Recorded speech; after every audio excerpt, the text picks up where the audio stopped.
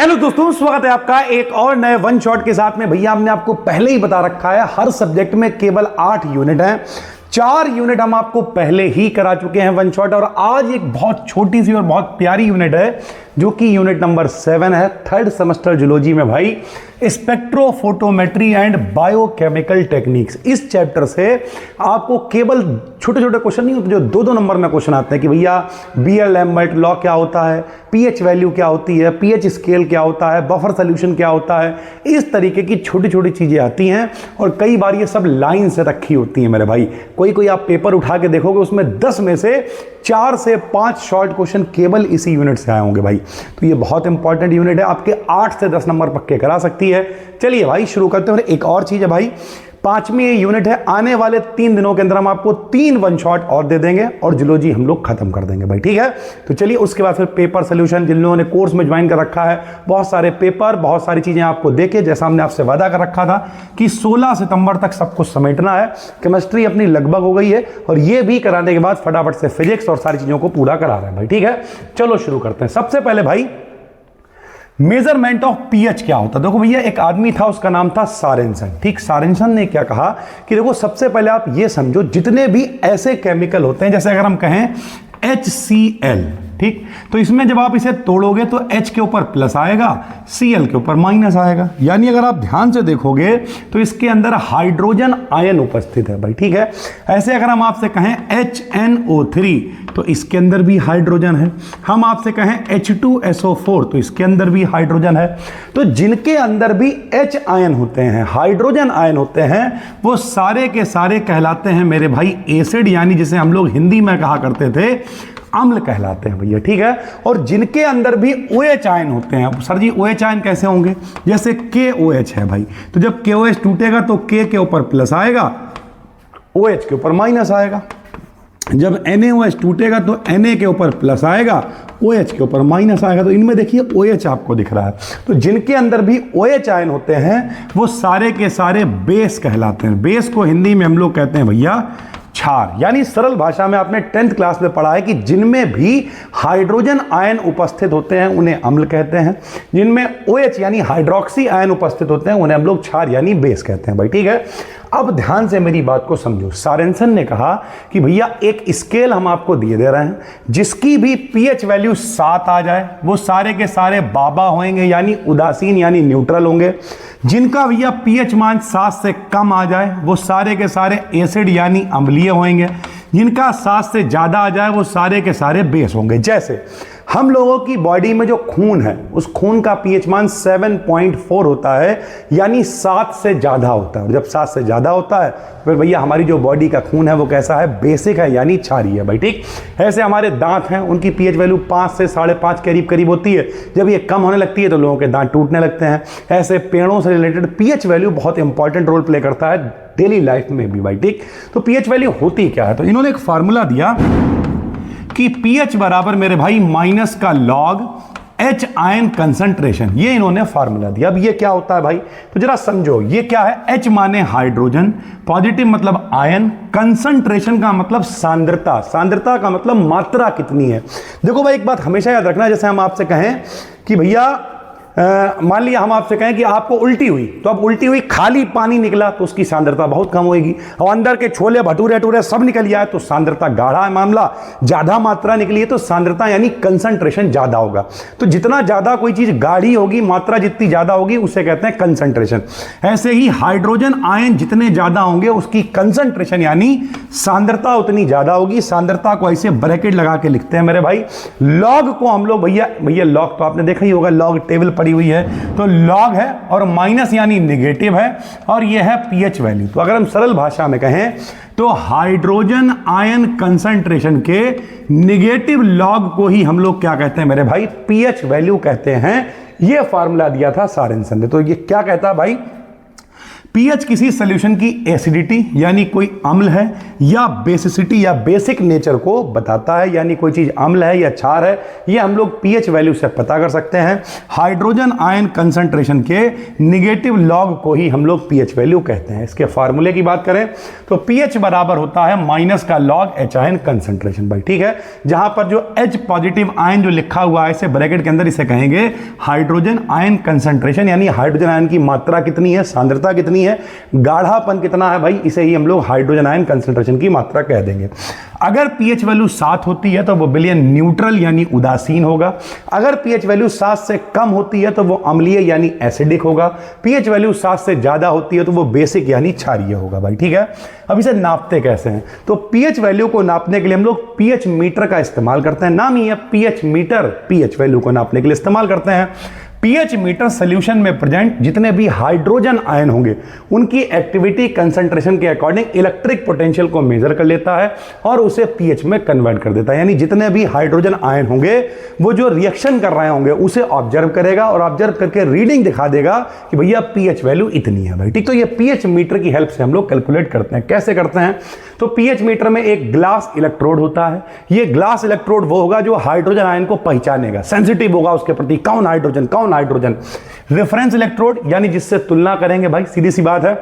Reference का मतलब होता है जैसे हम आपसे कहें, लोग आपसे कहते होंगे उन्हें देखो, शर्मा जी का लड़का देखो, तो रेफरेंस ही तो है भाई। या हम आपसे कहते हैं भैया आओ चलो घूमने, तुम कहोगे कहां, हम कहेंगे वहीं जहां कोई आता जाता, तो यानी रेफरेंस क्या है, जहां कोई आता जाता नहीं है। हम कहते हैं गोली चल गई, तुम कहोगे कहां, भैया गोली चली मान लिया रामलीला मैदान के पास, तो रामलीला मैदान रेफरेंस हो गया भाई। यानी एक ऐसा इलेक्ट्रोड लेंगे जिससे हम तुलना कर सकें भाई, ठीक है। उसके बाद पीएच मीटर होगा। पीएच मीटर क्या करेगा, जो इलेक्ट्रिक पोटेंशियल जो भी आयन होगा उसके पोटेंशियल की रीडिंग को नोट करेगा और उसे पीएच वैल्यू में कन्वर्ट करेगा। और फाइनली एक सैंपल बीकर होगा, जिसमें बीकर मतलब क्या होता है भाई, एक होता फ्लास्क, एक होता है बीकर। सरल भाषा में कहें ऐसा बर्तन जिसके अंदर हम लोग क्या करेंगे, वो विलयन लेंगे, वो सॉल्यूशन लेंगे और इस तरीके से चीजें चलेंगी मेरे भाई, ठीक है। प्रोसीजर क्या रहेगा, तो सबसे पहले जो पीएच मीटर होगा उसे ऑन करेंगे और स्टैंडर्ड बफर सॉल्यूशन से कैलिब्रेट हम लोग इसे करवाएंगे। करवाने के बाद में इलेक्ट्रोड को हम लोग धोएंगे, डिस्टिल वाटर से धोएंगे और धुलने के बाद जो सॉल्यूशन जिसमें हमें टेस्ट करना है, समझिए मेरे भाई, पीएच मीटर है उसे एक बफर सॉल्यूशन क्या होता है, देखो बफर सॉल्यूशन भी इस यूनिट के अंदर, बफर सॉल्यूशन वो होता है जो अपनी पीएच वैल्यू को चेंज नहीं करेगा। तो जब ये चेंज नहीं करेगा, अभी लड़ने जाओगे तो ऐसे आदमी को तो लेके जाओगे जो बदले ना। अब मान लिया तुम इधर से गए लड़ने के लिए, मेरे साथ में 50 आदमी आए, सामने वाले ने कह दिया आओ सबको 1-1 लाख रुपए देंगे, वो सब उधर चलेगा, तुम ही पिट के चले आए, तो ऐसा नहीं चाहिए। तो बफर सॉल्यूशन वो होता है जो अपनी औकात नहीं बदलता है, जो पीएच वैल्यू चेंज नहीं करता है, जो भैया कांस्टेंट रखता है उसे। तो ऐसे आदमी के संग में गए, जाने के बाद में जिस सॉल्यूशन का पीएच चेक करना है डिप करा भैया। डिप करने के बाद में क्या होगा, कुछ टाइम वेट करने के बाद हमें रीडिंग मिल जाएगी। जो भी रीडिंग हमें दिखाई देगी, जहां पर रुक जाएगी रीडिंग, जो स्टेबल हो जाएगी रीडिंग, उसी को हम लोग डिस्प्ले पर प्राप्त होने वाली वैल्यू को ही हम लोग सॉल्यूशन की पीएच वैल्यू कह देंगे। तो इस तरीके से आप पीएच वैल्यू को कैलकुलेट भी कर सकते हो। हालांकि पीएच वैल्यू की कैलकुलेशन आपके पेपर में नहीं आएगी, क्यों, क्योंकि भैया पीएच वैल्यू शॉर्ट का क्वेश्चन है, लॉन्ग में नहीं आता मेरे भैया, ठीक है। प्रिंसिपल ऑफ कैलोरीमेट्री यानी कैलोरीमिति का सिद्धांत क्या होता है, यह भी 2 नंबर का क्वेश्चन है।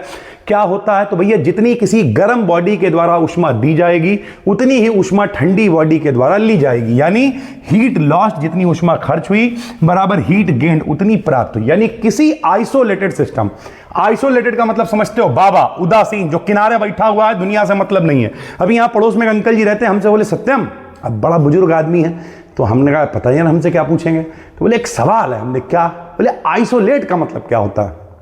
तो हम मुस्कुराए, फिर हमने उन्हें उदाहरण दिया। हमने आइसोलेट का मतलब होता है अलग हो जाना। हमने कोरोना हुआ था, लोग अलग डाल दिए गए थे तो आइसोलेशन में चले गए थे, आइसोलेट हो गए थे। बोले हमें मालूम था, इसका जवाब तुम जरूर दे सकते हो हमें। तो इस तरीके से आइसोलेटेड का मतलब कोई ऐसा बाबा सिस्टम है जो अलग पड़ा हुआ है। में अगर हॉट बॉडी है, कोई गर्म बॉडी जो है वो जितनी भी ऊष्मा को रिलीज करेगी, कोल्ड बॉडी जो है उतनी ही ऊष्मा को गेन करेगी मेरे भाई, ठीक है। तो हीट लॉस्ट बराबर होगी हीट गेन्ड के। ये प्रिंसिपल ऑफ कैलोरीमेट्री है, 2 नंबर की ये जुगाड़ है, ये भी पेपर में आ सकता है। पीएच वैल्यू भी 2 नंबर में आ सकता है, कैलोरीमेट्री भी आ सकता है और ये साथ में भी आ सकते हैं भाई, ठीक है। Beer Lambert law most important है भैया, पेपर में 2 नंबर में जरूर आएगा यार ये, ठीक है। तो इस लॉ के अकॉर्डिंग होता क्या है हम आपको बताते हैं मेरे भाई। इस लॉ के अकॉर्डिंग बहुत ही आसान है कि सॉल्यूशन की एब्जॉर्बेंस समझते हो, अवशोषित करने की क्षमता। तो भैया जो एब्जॉर्बेंस है वो समानुपाती यानी डिपेंडेंट होगी कंसंट्रेशन यानी सांद्रता पे, और साथ ही साथ लाइट की पाथ लेंथ के, यानी प्रकाश कितना उसके अंदर ट्रेवल कर रहा है और वो कितना गाढ़ा है, सांद्रता कितनी ज्यादा उस पर डिपेंड करेगी। जब भी कभी हम लोग समानुपाती यानी कंसंट्रेशन, समानुपाती मतलब डायरेक्टली प्रोपोर्शनल का निशान हटाते हैं तो हमेशा एक कांस्टेंट लगाते हैं, यहां पे कांस्टेंट लगाएंगे एप्सिलॉन मेरे भाई, ठीक है। तो यही बियर लैम्बर्ट लॉ है। क्या है मेरे भाई कि इस लॉ के अकॉर्डिंग सॉल्यूशन की जो एब्जॉर्बेंस है वो सॉल्यूशन की कंसंट्रेशन यानी C और लाइट के पाथ यानी L के डायरेक्टली प्रोपोर्शनल होती है। प्रोपोर्शनलिटी का जब कांस्टेंट हम लोग हटाते हैं तो एक नियतांक लगाते हैं मेरे भाई K, और इस तरीके से A बराबर हो जाएगा K लगा दो, या फिर यहां इन्होंने क्या लगाया, बियर लैम्बर्ट ने भाई एप्सिलॉन लगाया, तो A बराबर एप्सिलॉन इंटू CL हो जाएगा भाई, ठीक है।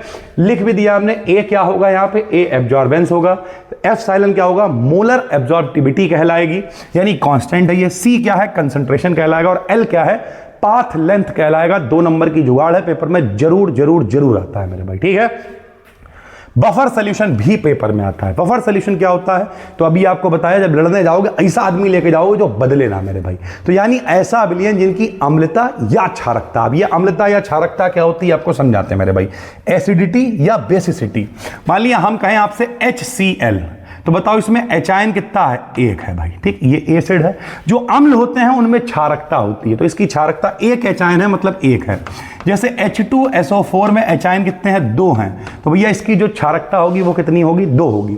ऐसे ही भैया NaOH में OH कितना है, 1 है, तो इसकी अम्लता कितनी होगी, 1 होगी। तो इस तरीके से अम्लता या क्षारकता का कॉन्सेप्ट चलता है भैया। जितने एच आयन या OH आयन होते हैं उसे ही हम लोग अम्लता या क्षारकता कहते हैं, और जिनकी अम्लता या क्षारकता बदलती नहीं है, कंजर्व रहती है, कांस्टेंट रहती है मेरे भाई, उसे ही बफर सॉल्यूशन कहते हैं। बफर ऐसा सॉल्यूशन होता है जो थोड़ी मात्रा में एसिड या बेस डालने पर, यानी उसमें कुछ मिला भी दोगे, अपने पीएच को लगभग कांस्टेंट रखता है और पीएच बहुत कम परिवर्तन होने देता है, यानी इनकी पीएच वैल्यू चेंज नहीं होती है, ये अपनी पीएच वैल्यू को लगातार कांस्टेंट बना के रखते हैं।